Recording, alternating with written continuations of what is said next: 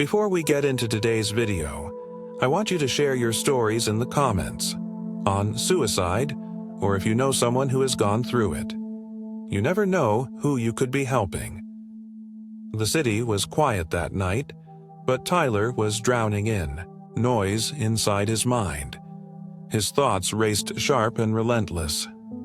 He sat on the floor of his dimly lit apartment, staring at the small bottle of pills in his hands. Tonight is the night, he told himself. No more pain, no more pretending. He had spent years fighting, pushing forward and waiting for things to get better, but they never did. Life felt like a cruel joke, and he was done being the punchline. Just as he reached for the cap, his phone vibrated. His eyes flickered toward the screen. He almost didn't bother looking, but something in him did. It was an old friend, Jason. They hadn't spoken in months, maybe even a year. What did he want now? The phone kept buzzing. Tyler hesitated, his fingers brushing against the bottle. He could ignore it. He should ignore it. But before he could think twice, he swiped to answer. "Hello?" His voice came out hoarse, barely above a whisper. "Yo, Ty." Jason's voice was light and casual, like nothing had changed. "Man, I don't even know why I'm calling. Just had this weird feeling about you. Figured I'd check in." Tyler swallowed. He opened his mouth to lie, to say he was fine, to push him away, but for some reason, the words wouldn't come out. Jason kept talking. "Dude, remember that one time we tried making pancakes at 3 a.m. and nearly set your kitchen on fire? Bro, I still laugh about that." A memory surfaced, flames leaping from the pan, both of them screaming, the fire alarm blaring as they fanned the smoke with dish towels. Tyler felt something strange in his chest, a warmth, a flicker of something he hadn't felt in a long time. Jason's voice softened. "I know we don't talk much anymore, man, but I miss you. Life's been crazy, and I guess I just realized I never told you how much I appreciate you. You're a good dude, Ty. You always have been." Tyler clenched his jaw. He felt his grip loosen on the bottle. His hands were shaking, not from pain this time, but from something else. "Anyway," Jason continued, unaware of how his words were pulling someone back from the edge. "You're doing okay, right? Want to grab a burger or something? No pressure, just, I'd like to catch up." Tyler stared at the pills in his palm. The weight of everything crashed into him, but for the first time in a long time, it wasn't unbearable. His voice wavered as he whispered, "Yeah, that sounds good." And just like that, the night didn't seem so dark anymore.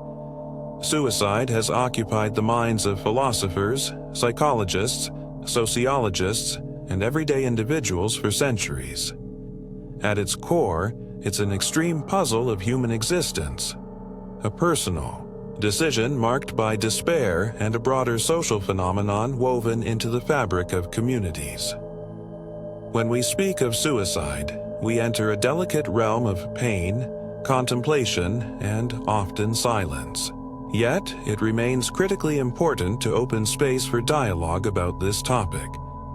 Far from promoting the act, careful conversations can offer comfort, empathy, and relief from what might otherwise become unbearable internal struggles.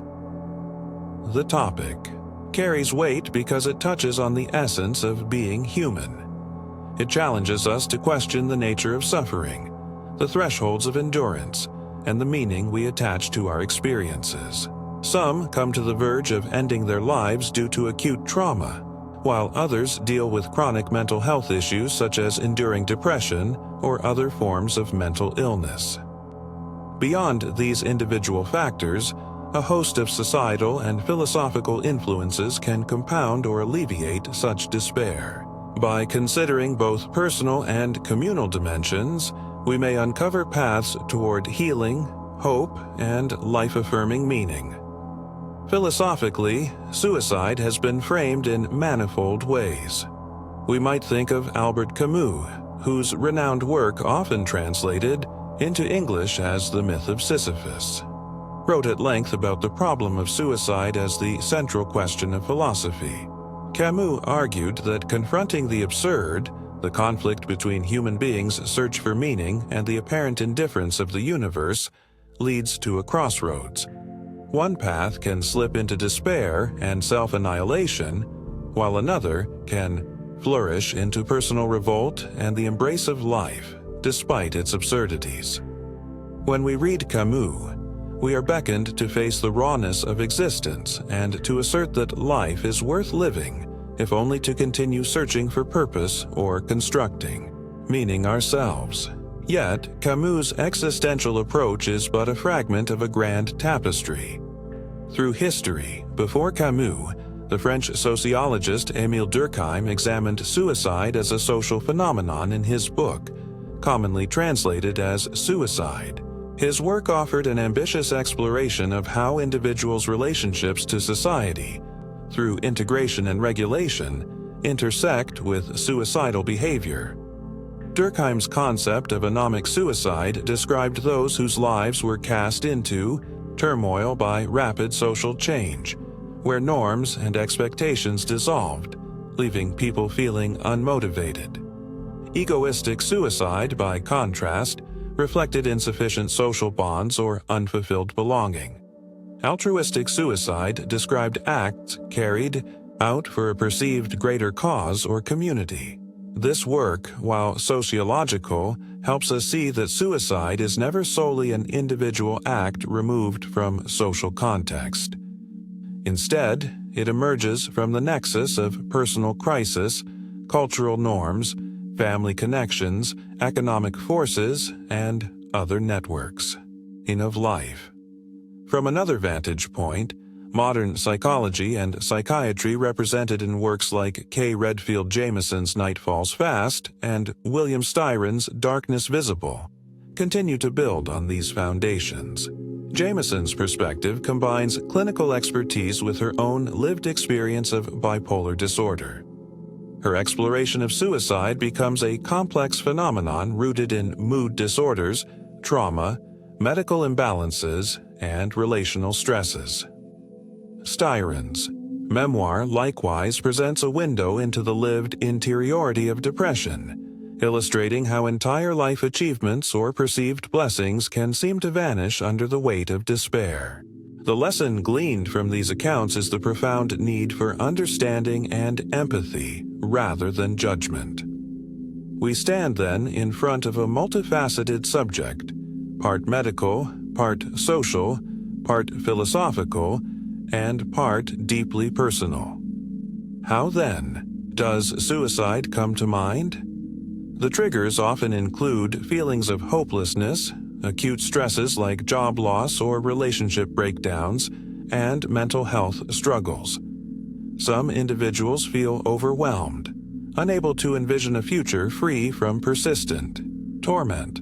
Others harbor an enduring sense of existential malaise, a sense that the world lacks meaning. In such states, despair can morph into a kind of tunnel vision. The painful presence seems inescapable, and the individual may believe that life itself no longer offers possibilities for redemption or joy. Counterbalancing this despair calls for multi-layered interventions. On the personal front, access to therapy, counseling, medication, when appropriate, and open lines of communication remain vital. In broader society, we benefit from building communities that encourage connection, offer robust mental health services, and reduce the stigma around seeking help. In families, a supportive environment where emotional honesty is welcomed can become a protective factor. Philosophically, we might engage in meaningful activities, nurture creativity, and deepen our sense of belonging in communities, whether secular or faith-based, academic or volunteer-oriented. For those who are struggling with existential questions, a sense of purpose can be crafted or discovered within an absurd or seemingly indifferent universe. In reading classical philosophy, We encounter Stoic thoughts about taking one's life, as in the meditations of figures like Seneca. While some ancient thinkers occasionally condoned the act under particular circumstances, a more compassionate reading in our modern context can highlight the value they placed on rational reflection. We can learn to use reflection in a way that clarifies how ephemeral despair can be, no matter how real it feels in the moment.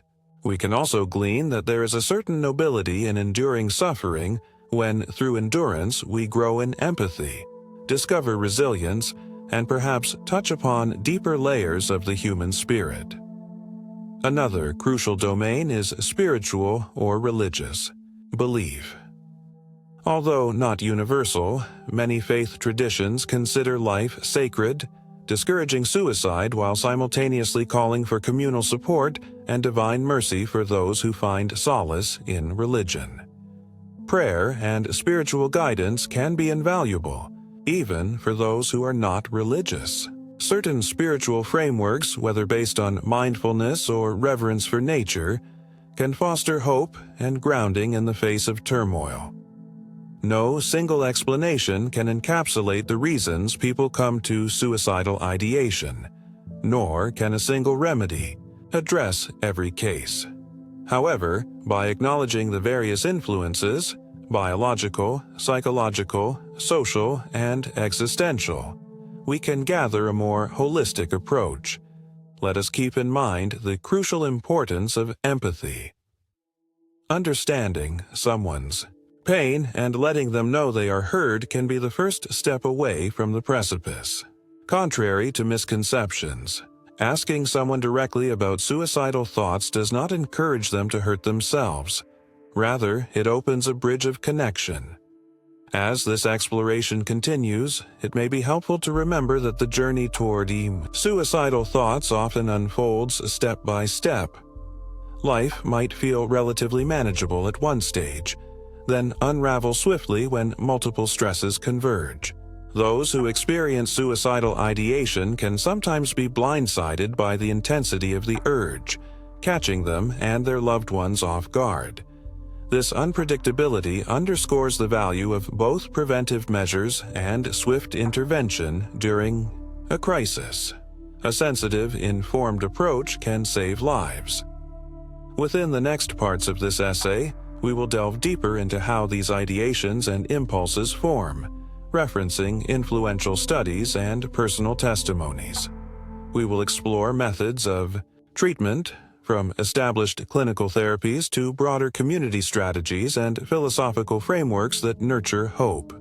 Additionally, we will reflect on how to create a culture that values life and fosters resilience among its members, emphasizing how even during the darkest of times, a glimmer of light can be found through compassionate support.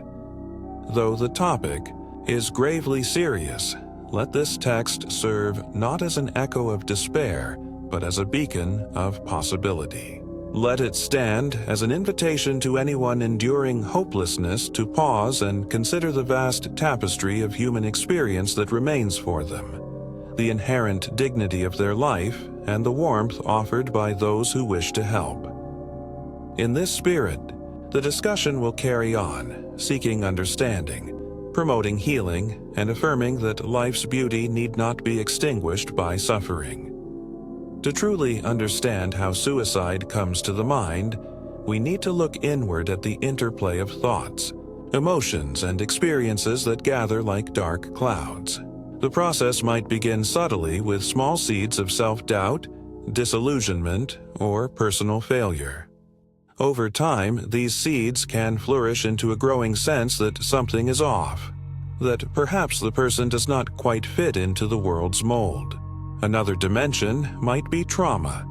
An abrupt incident, such as a profound loss, a violent encounter, or a heartbreak that cracks open one's inner defenses, leaving behind raw vulnerability.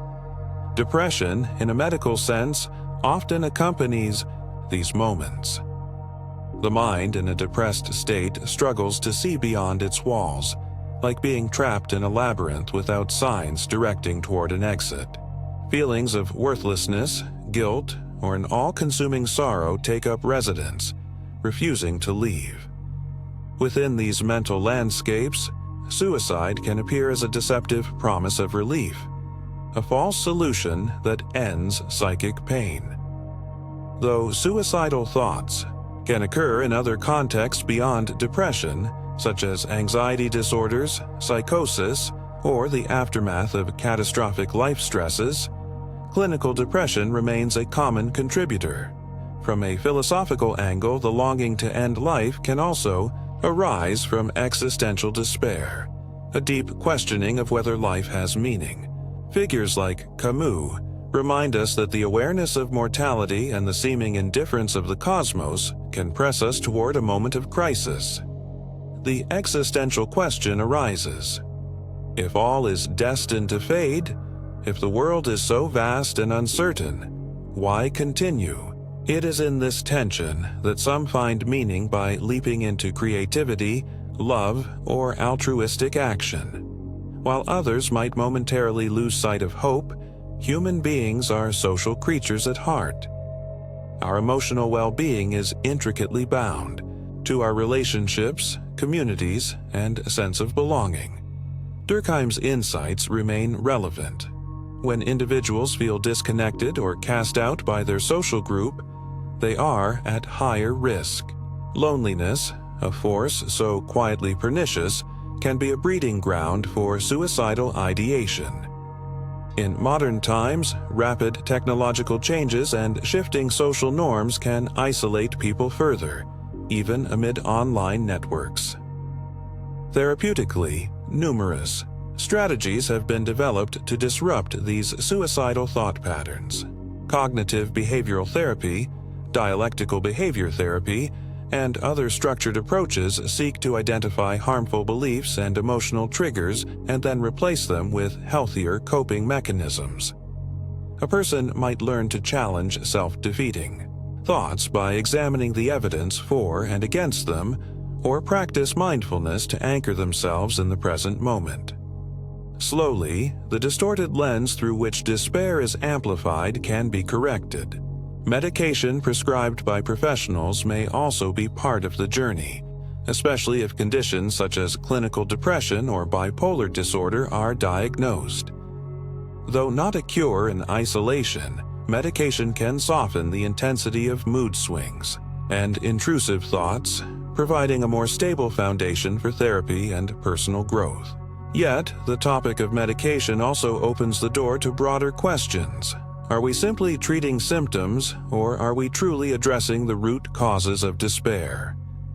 To delve deeper, let us consider the concept of connection. Connection is the antidote to our isolation, a lifeline that binds one person's hope to another's empathy. Helplines, therapy sessions, support groups, friendships, and family gatherings can each play a role. Even fleeting moments of shared humanity, like a kind word from a coworker, may illuminate a path away from darkness.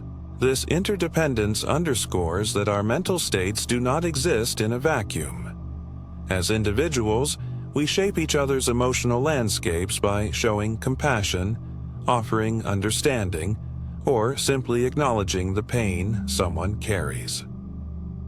Looking at literary references in Styron's Darkness Visible, he describes how depression can steal language itself, depriving a sufferer of words to articulate their pain. This silence can drive one deeper into isolation. On the flip side, writing, journaling, or otherwise expressing oneself in turmoil can be profoundly cathartic. Artistic expression, whether through painting, music, or poetry, has been a refuge and a form of therapy for countless individuals. By externalizing suffering, we reduce its power within us. We should also consider the significance of meaning-making. Philosophers have pointed out that human beings are meaning-seeking creatures. Whether that meaning is found in family, career, spirituality, art, or some personal mission is less crucial than the fact that it is found at all. The psychologist Viktor Frankl primarily known for his reflections on survival and meaning during catastrophic historical events, highlighted the importance of purpose as a bulwark against despair. His work aligns with broader existential therapeutic approaches that encourage individuals to find or create purpose, no matter how bleak their circumstances may seem. Moreover, the process of healing from suicidal ideation often resembles an ongoing cycle rather than a linear path. One might make significant strides only to face a setback. But even if the climb is steep, each act of reaching out, each coping, skill learned, and each glimmer of hope realized can build resilience. Recovery and resilience may not be permanent states, but they can grow stronger with sustained effort and support.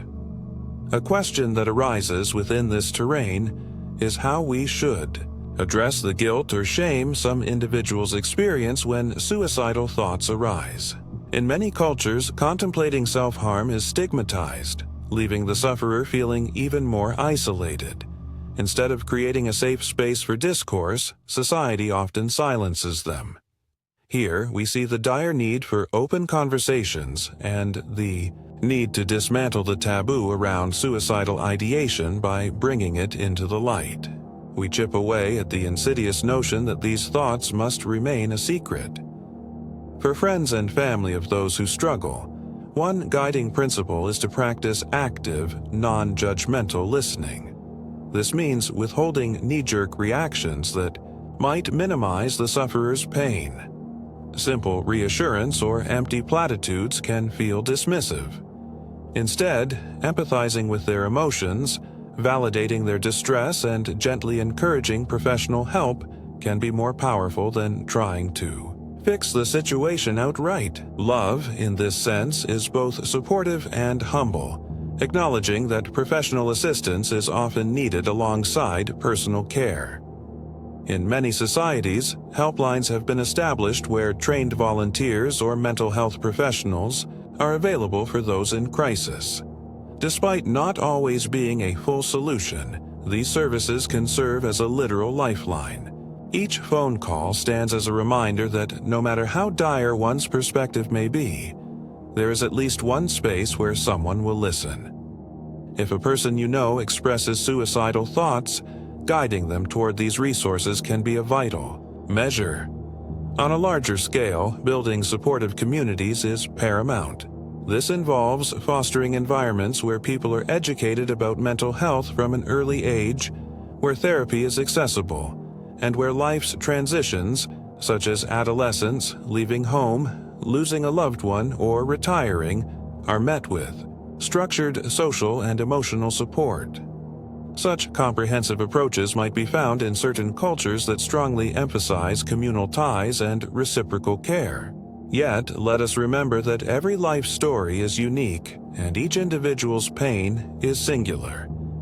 Attempts to create universal formulas for preventing suicide should be balanced with the understanding that everyone's pathway to despair or hope differs. A sense of humility, recognizing the complexity of each person's journey, helps ensure that we avoid oversimplifications. Here, philosophy again enters the picture, reminding us that no condition is permanent and that the nature of existence itself is in flux. As Heraclitus emphasized, all things change. The river we step into today is not the same tomorrow. This impermanence, interpreted positively, can embolden us to withstand present misery, bearing in mind that new perspectives and opportunities can arise. Endings can become beginnings if we allow life to unfold. Thus, when suicide comes to mind, it is often through a gate of isolation, despair, and sometimes philosophical questioning. Treatments range from professional interventions to the intangible yet profound role of human connection. Healing is a mosaic, each piece vital, each piece reflecting a different aspect of ourselves. In continuing this essay, we shall expand upon these insights, delving further into philosophical reflection, historical contexts, and tangible steps toward help and healing. It might be helpful to explore historical contexts to understand how different cultures and eras have conceptualized suicide. Ancient civilizations sometimes viewed it through lenses of honor or shame, shaped by prevailing moral codes. In some epochs, it was forbidden by religious or legal decree, while in others it might have been valorized in the context of a cause or duty. Over time, beliefs about the morality and meaning of suicide have shifted, often dictated by broader spiritual or cultural frameworks. In the medieval era of certain regions, religious institutions held considerable authority, deeming suicide a sinful act that denied the sanctity of life. This stance contributed to a deep stigma, which in some ways persists even today. Certain religious communities might isolate families bereaved by suicide, compounding their sorrow.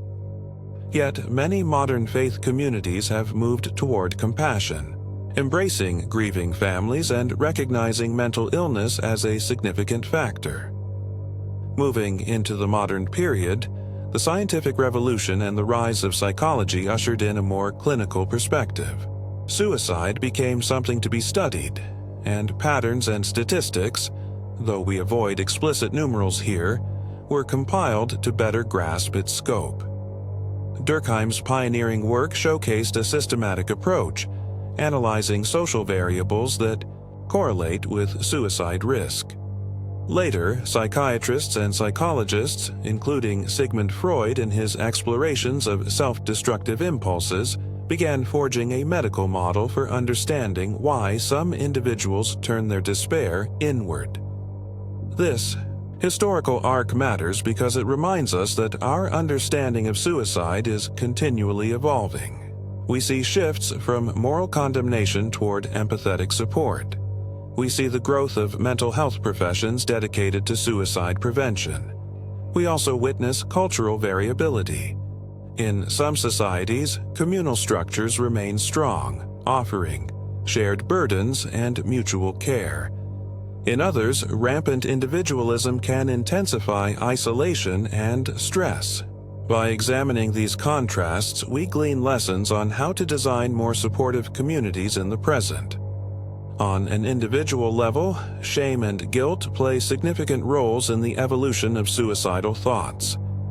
In many instances, a person might feel they have disappointed themselves, their family, or their community.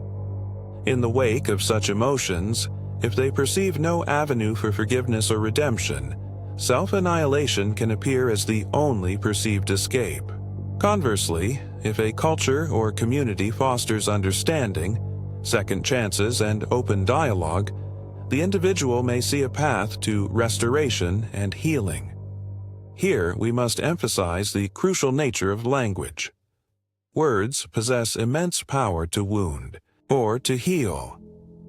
How people speak about suicide, depression, and emotional crisis can either add to stigma or reduce it. When we label suicidal behavior as purely selfish or cowardly, we close off the possibility of empathy. But when we speak from a place of compassion, framing these thoughts as signs of deep distress and unfulfilled needs, we hold space for the sufferer's humanity. Supporters, friends, and loved ones can participate in this healing dialogue by asking open-ended questions and truly listening to the answers. Questions such as, "What thoughts have been weighing on your heart?" Or, "Can you share what makes you feel hopeless?" Open the door to honest expression. Instead of rushing to solve the problem, one can simply sit in empathetic silence, letting the other know they are not alone in their pain. In addition to interpersonal support, self-help strategies can alleviate some aspects of despair. Techniques rooted in mindfulness invite individuals to observe their thoughts without judgment, identifying them as passing events rather than absolute truths. Such practices, drawn from traditions like Zen Buddhism or modern therapeutic frameworks, encourage a gentle acceptance of the present moment. Over time, by observing negative thoughts as transitory and separate from one's core identity, a person may find it easier to resist the pull of suicidal ideation. Creative outlets also offer potent healing.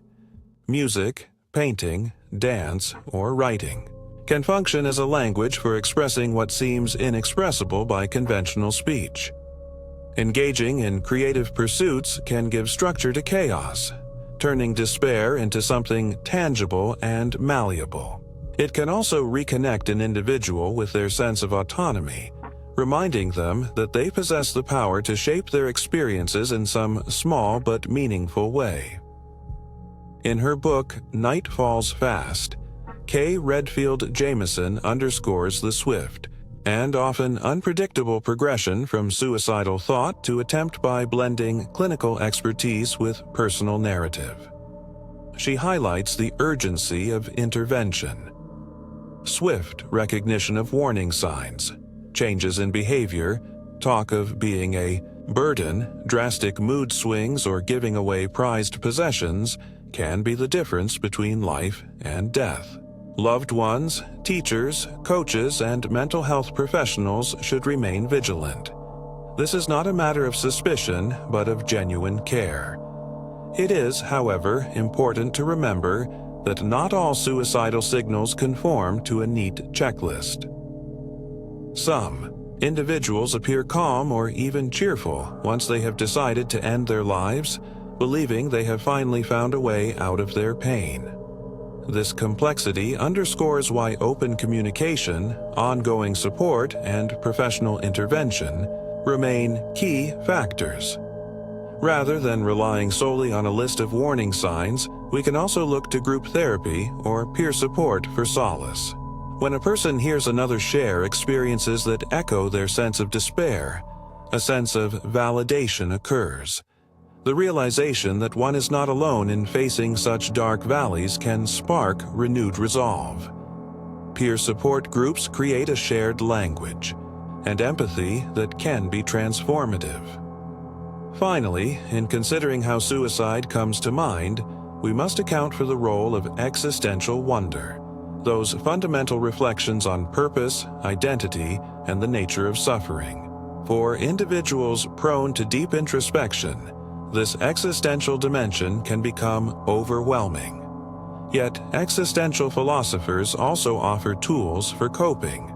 By acknowledging life's inherent uncertainties and grappling with the potential meaninglessness of existence, many philosophers and spiritual teachers advocate forging one's significance through relationships, creative endeavors, or acts of service. One can craft a life that, while not free from suffering, resonates with genuine purpose. If we accept this perspective, then suicidal thoughts, though undeniably agonizing, can also serve as an alarm, warning us that our current manner of living lacks sufficient meaning, connection, or support. In this sense, acknowledging such ideation can be a catalyst for transformation, prompting people to reassess priorities, seek professional help, or discover new values. The journey from despair to renewed hope can, under the right circumstances, lead to profound personal growth.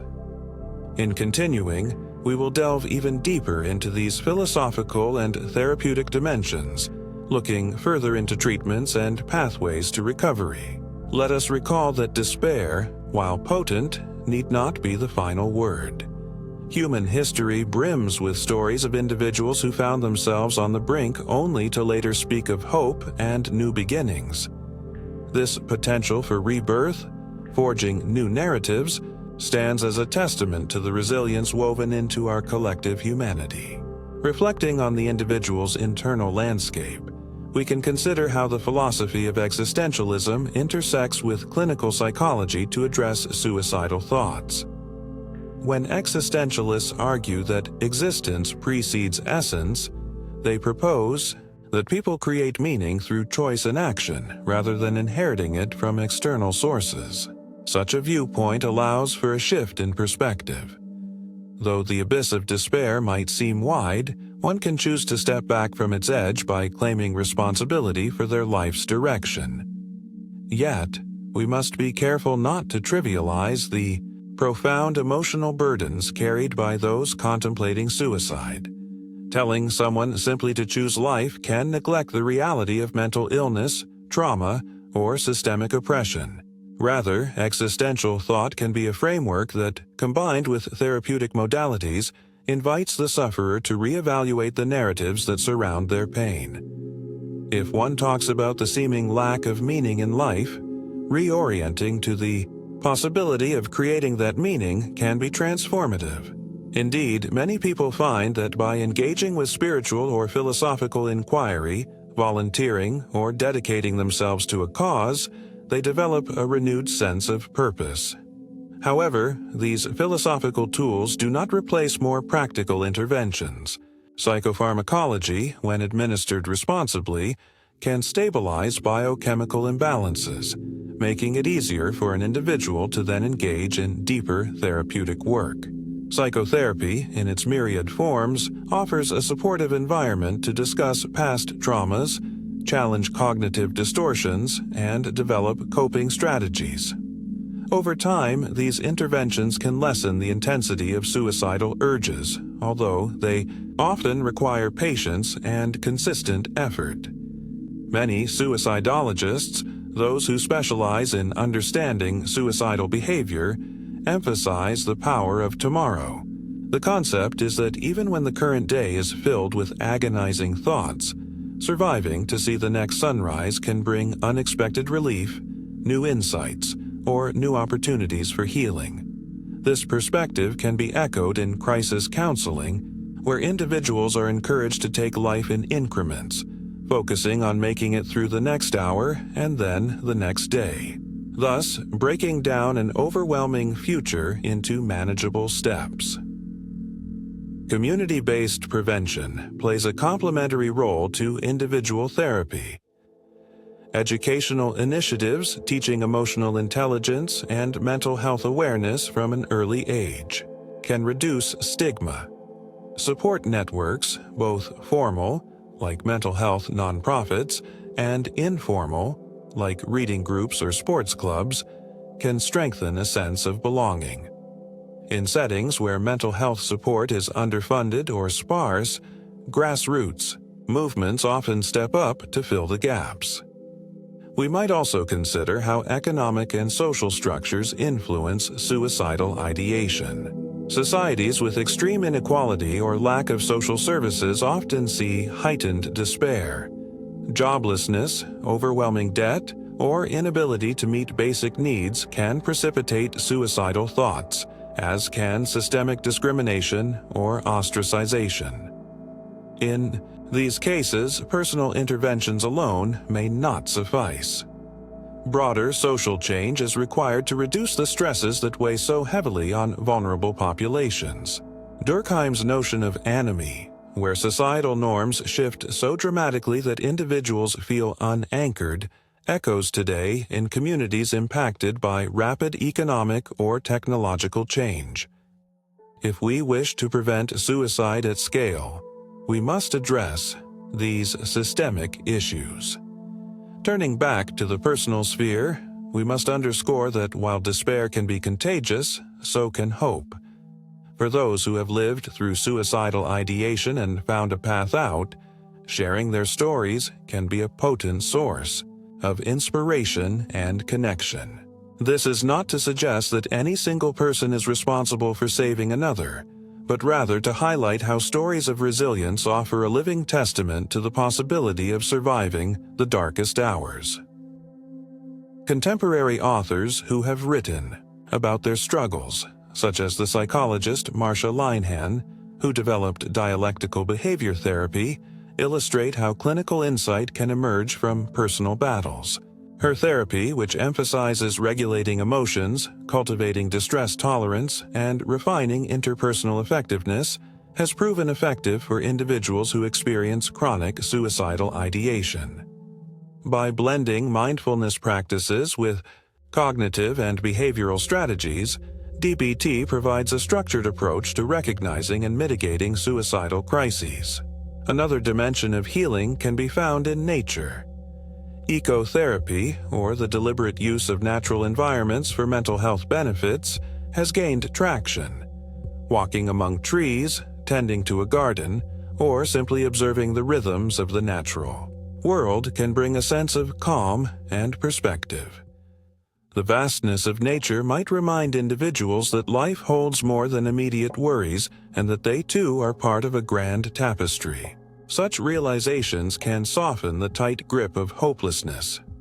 Still, the individual in crisis may find it nearly impossible to consider philosophy, therapy, or the beauty of nature while overwhelmed by despair. This is why immediate crisis intervention is so critical. Hotlines, text services, or emergency room visits can stabilize a situation, offering the person a bridge until they can engage with longer-term support. Crisis teams, often composed of social workers, mental health counselors, and sometimes law enforcement trained in crisis response, can help de-escalate the immediate risk. As we expand our perspective, we see that preventing suicide is akin to weaving a large safety net made of psychological support, social connection, spiritual reflection, and political advocacy. Each thread matters. The personal is tied to the communal, and the philosophical is tied to the practical. When we neglect any one of these threads, the net weakens. Hence, a person's journey out of suicidal ideation often involves multiple layers of assistance.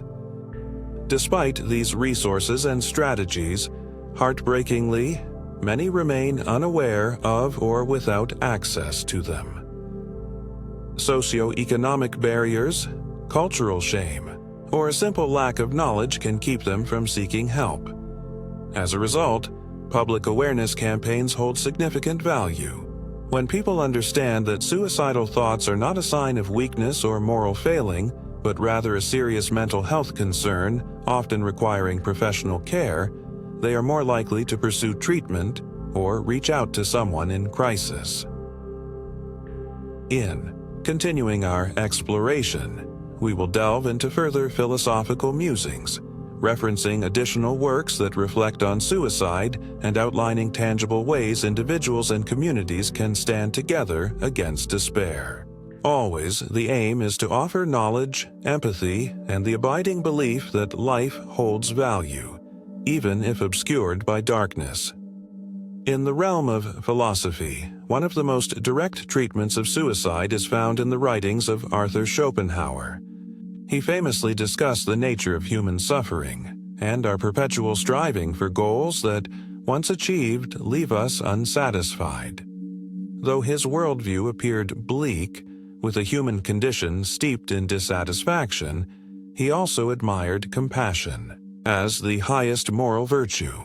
Schopenhauer might say that, though life is painful, empathetic kindness offers a counterbalance, a gesture that alleviates suffering and reminds us of our common humanity. Comparatively, Friedrich Nietzsche, while not explicitly an advocate for or against suicide, spoke of the concept of eternal recurrence, daring individuals to live life in a way that they could repeat eternally. This notion can seem dark, yet it hints at the idea that one should shape life with meaning so potent it justifies existence. Nature's emphasis on self-overcoming suggests that despair, while formidable, can be transcended through internal transformation and the creation of values. While these thinkers do not present direct clinical advice, their arguments stimulate reflection on how to navigate life's burdens. For the person in a suicidal crisis, such theoretical reflections may feel distant. But for someone on the path of healing, pondering these ideas can lead to a deeper sense of ownership over one's existence. Philosophy can become a dialogue, partner, a way to reevaluate the intangible questions that depression might twist into destructive beliefs. We might also explore texts such as the writings of Thomas Joyner, a psychologist who proposed a theory that suicidal desire emerges when two factors intersect: perceived burdensomeness and thwarted belongingness. According to Joyner, a person might feel that they are a burden on others and that they do not truly belong, which can pave the way to suicidal thoughts. If they then acquire the capability for self-harm through habituation to pain or exposure to suicidal behavior, the risk escalates. This model reiterates the power of community and the healing potential of a sense of belonging. Seen from this vantage point, one way to intervene is to challenge the assumption that a person's existence burdens others. Often, those with suicidal thoughts underestimate how deeply they matter to their loved ones or assume their loved ones would be better off without them. Compassionate conversations can puncture that misperception by affirming a person's inherent worth. Further fostering belonging through friendships, support groups, or volunteerism directly addresses one of the root causes of despair. Another form of engagement can be spiritual or religious counseling for those who find comfort in a faith tradition. Many religions, despite historical prohibitions or stigmas around suicide, have pastoral or community structures aimed at uplifting the distressed. For instance, a minister, rabbi, imam, or other spiritual leader might offer guidance that encourages renewed hope, forgiveness for past mistakes, and trust in a benevolent force or cosmic order. Even those who consider themselves agnostic or atheist might benefit from the fellowship found in moral or philosophical communities that share values of compassion and self-growth. On the pragmatic front, safety planning is a critical measure. This involves collaborating with a mental health professional or trusted individual to outline steps to take during moments of crisis, identifying personal warning signs, listing coping strategies, noting whom to contact for support, and removing or restricting access to means of harm. While this might sound procedural, it can be life-saving. By having a concrete plan, a person in crisis doesn't have to rely on willpower alone during a moment of acute distress. In looking at the bigger picture, we see that suicidality can be viewed both as a deeply personal struggle and a symptom of wider societal issues. Economic oppression, social marginalization, racial injustice, and various other forms of systemic inequality can compound an individual's psychological vulnerabilities. Therefore, part of preventing suicide lies in advocating for social justice and ensuring that individuals have the resources and opportunities needed to thrive. When discussing how to treat suicidal ideation, it helps to underscore that each approach should be personalized.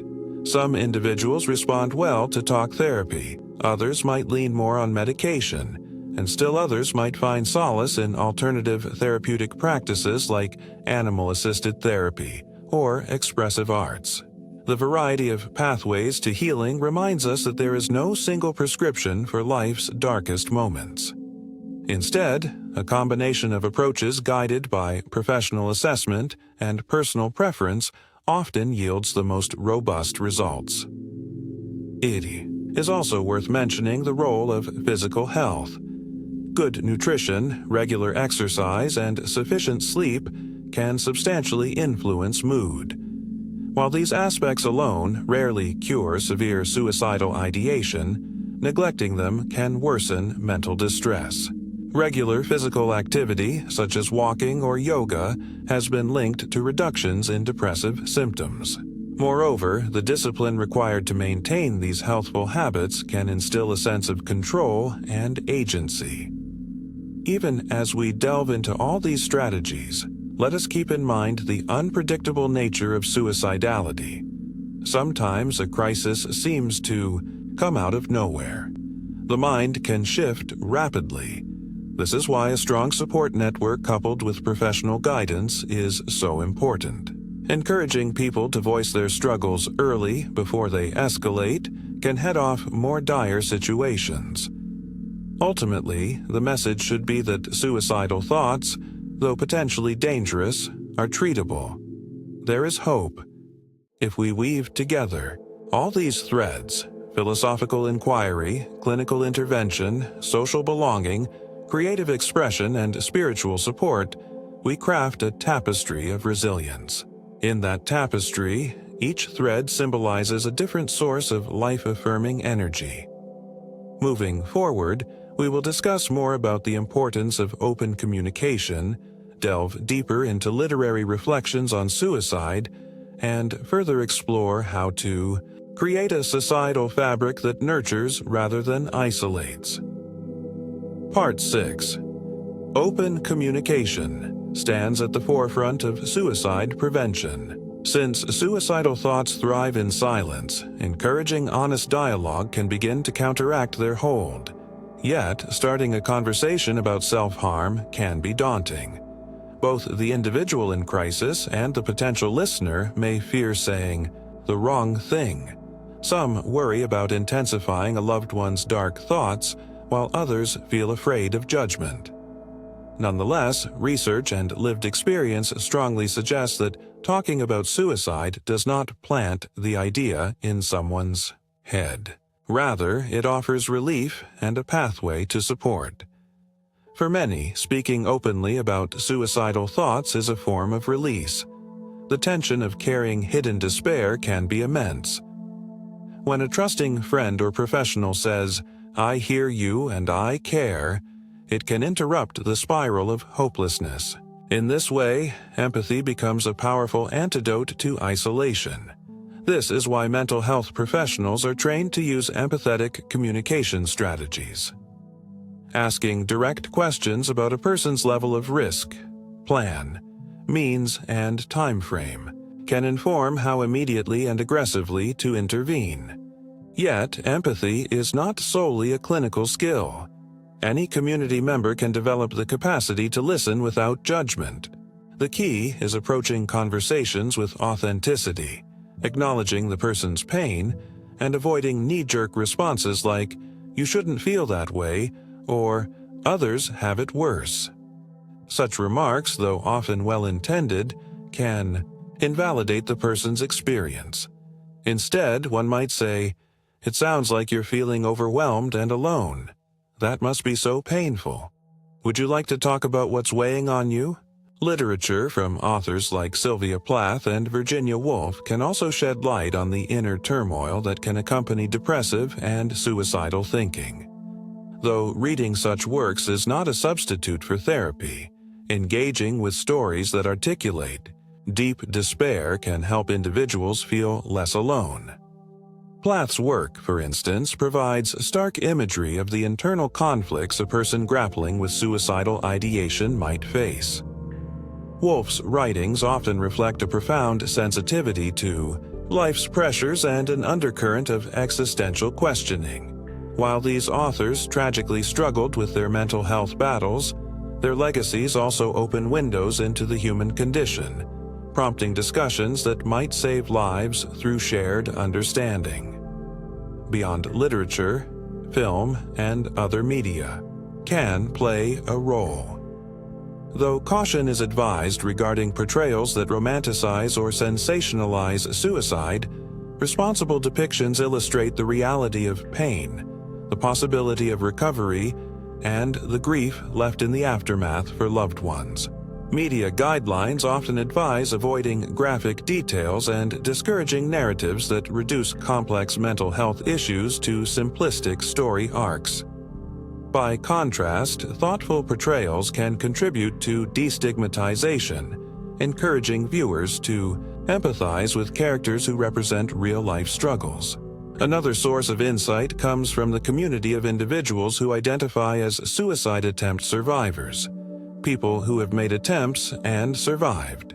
Some choose to share their experiences publicly, aiming to inspire hope and advocate for better mental health resources. Their testimonies underscore that recovery is possible, even from the brink. By listening to their words, we are reminded of the resilience humans can possess and gain a more nuanced understanding of what might push a person toward self-harm. However, each person's struggle is unique. Some might find group discussions or public sharing cathartic, while others may find it re-traumatizing. While not a panacea, regularly reflecting on small positives, a kind word, a pleasant breeze, the comfort of a pet, can steadily shift one's mental framework. Research indicates that practicing gratitude correlates with improved well-being, though in severe clinical depression, such practices must be supplemented with more intensive interventions. Still, it highlights the idea that nurturing positivity, even in minute ways, can help chip away at despair. Amid these explorations, it is crucial to remember that no human life is dispensable. Society benefits from the contributions, unique perspectives, and dignities of each individual. When suicidal ideation robs a person of the belief that they matter, we must counteract that lie with steadfast affirmation. If we do not, we risk losing precious lives to a preventable tragedy. Treatment is most effective when multidimensional. Someone might find hope through faith, therapy, and the support of loved ones but still need medication to stabilize intense mood swings. Another might thrive in a peer support environment and find that talk therapy alone is sufficient. Clinical wisdom suggests that the combination of medication and psychotherapy often yields strong outcomes, but personal preferences must be honored. As this essay continues, we will elaborate on how communities can integrate these insights into cohesive programs and how individuals can maintain hope in the face of recurring depressive episodes. The objective is not to impose a single viewpoint, but to compile a broad array of perspectives, philosophical, clinical, sociological, and personal, that inspire a life-affirming ethos. In that ethos, the inherent worth of each soul is recognized, and the temptation of suicide is met with unwavering compassion. Part 7. Communities that effectively address suicide share a few common traits. They prioritize mental health in public discourse, allocate resources for counseling and crisis lines, and fight stigma with education. School systems that incorporate lessons on emotional intelligence, bullying prevention, and stress management can instill resilience early. Workplaces that offer employee assistance programs and mental health days recognize that employee well-being is fundamental to productivity. Civic organizations, religious institutions, and volunteer groups can collaborate on outreach efforts, spreading awareness that help is both available and acceptable to seek. At the same time, these larger systems must remain sensitive to individual identities. Gender, ethnicity, sexual orientation, and socioeconomic status can all shape one's experience of despair and access to support.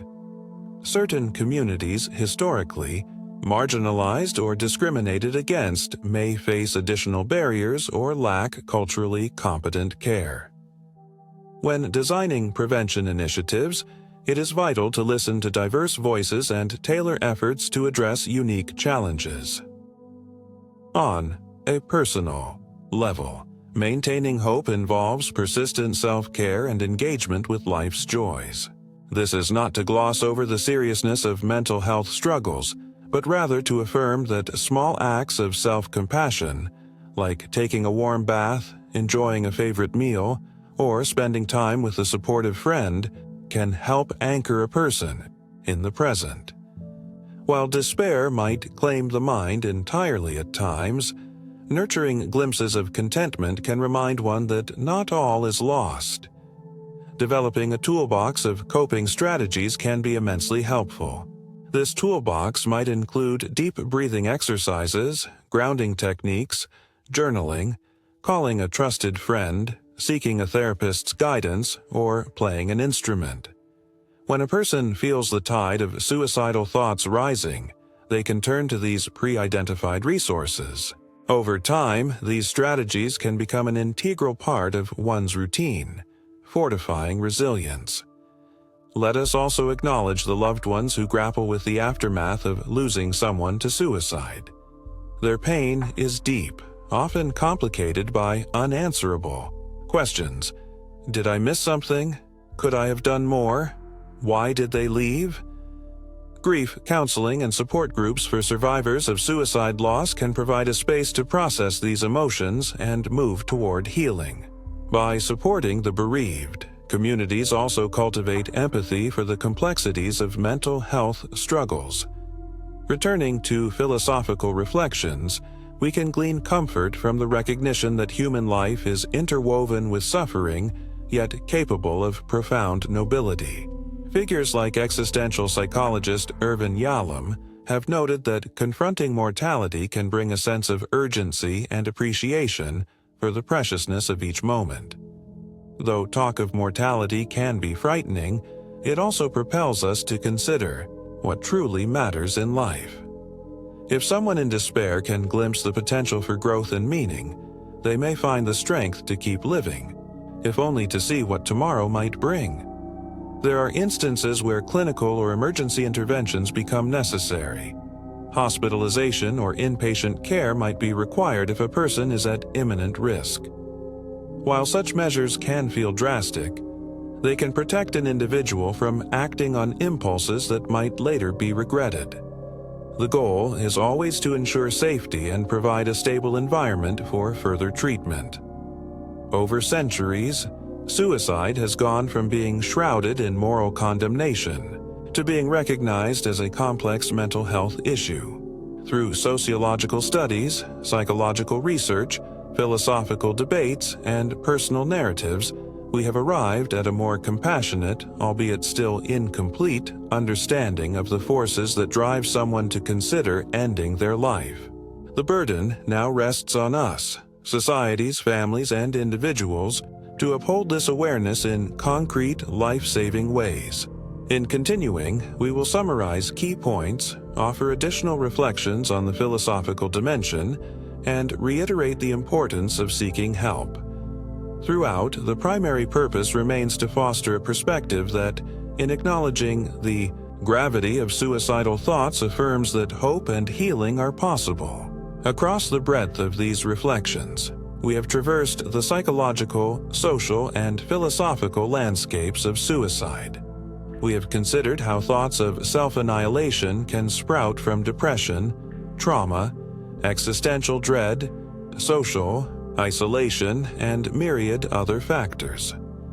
We have referenced philosophers like Albert Camus, Emil Durkheim, Arthur Schopenhauer, and Friedrich Nietzsche, noting their attempts to grapple with life's apparent absurdities, the weight of suffering, and the quest for meaning. We have explored how clinical interventions, such as therapy and medication, can stabilize those in crisis, while broader community efforts, education, open dialogue, crisis lines, and inclusive social policies further strengthen the safety net. We have mentioned the transformative potential of creative expression, spiritual exploration, and nature's calming presence as ways to move from despair toward equilibrium.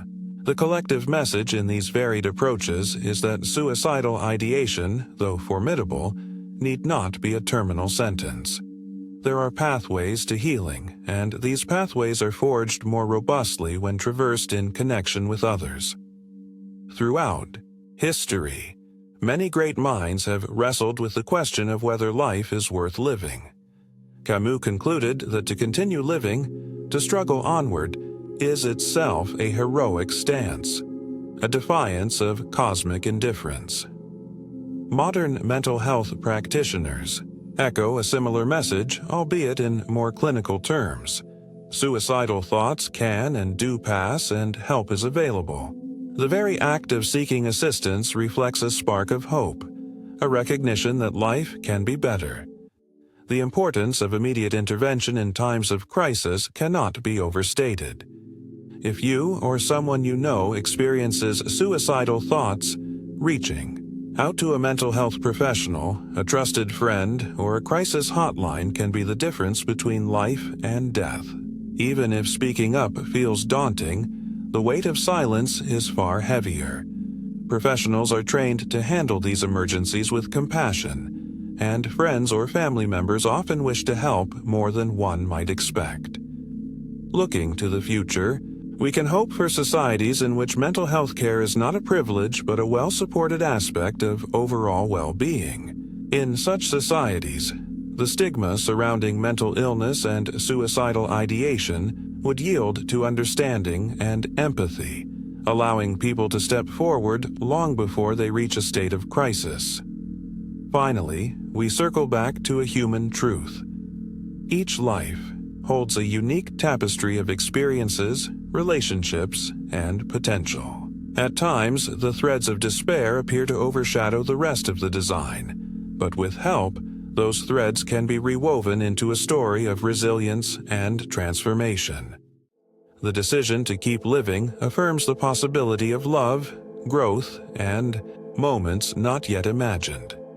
It is an invitation to rejoin the world, however flawed, in the hope of finding or creating meaning. Against the void of silence, these words stand as a testament that you, the reader, are not alone, and that beyond the darkest moments, light can and does exist. I want you to go on your phone and text 5 people who you haven't heard from in a while and just do a simple check-in. You never know the power of a few simple words.